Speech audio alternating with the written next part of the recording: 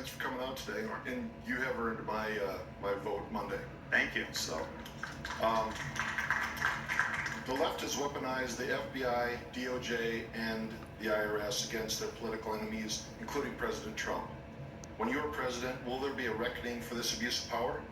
Scott, thank you for the question. It's an easy answer. Yes. And we're going to do it on day one. We're going to be ready to go. Because here's the thing. Those agencies have become weaponized. I mean, you look at what they've done. I mean, I first saw it when I first ran for Congress. I had groups in my district where the IRS was targeting those conservative groups back there in 2012. And it's like a small nonprofit that's just talking about the Constitution. Under Obama, they did it. No one was held accountable for doing that. Then you had the Russia collusion where they went after President Trump. False theory about stealing the 2016 election. They kneecapped him any way they could. Nobody was held accountable for that. So you're going to keep getting these outcomes until you have a president that comes in and drops the hammer. Our founding fathers understood that if power is allowed to accumulate, human nature being what it is going to be abused.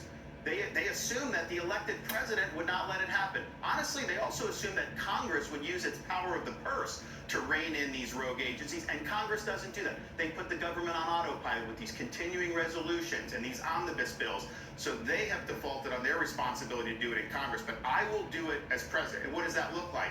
On day one, you'll have a new director of the FBI. You're going to have new people in the Department of Justice. I'm going to take parts of those agencies. I'm going to move them out of D.C. I disagree with Donald Trump, Donald Trump wants to build a massive new FBI headquarters over $1 billion in Washington, D.C. That doesn't drain the swamp. That deepens the swamp. I'm taking that out of Washington, D.C. We're going to take power out of there. But here's the thing. Those are not independent agencies. There's a canard in Washington, the Beltway press will say, oh, the president can't be involved in the Department of Justice. That's politicizing it. No, if they're independent.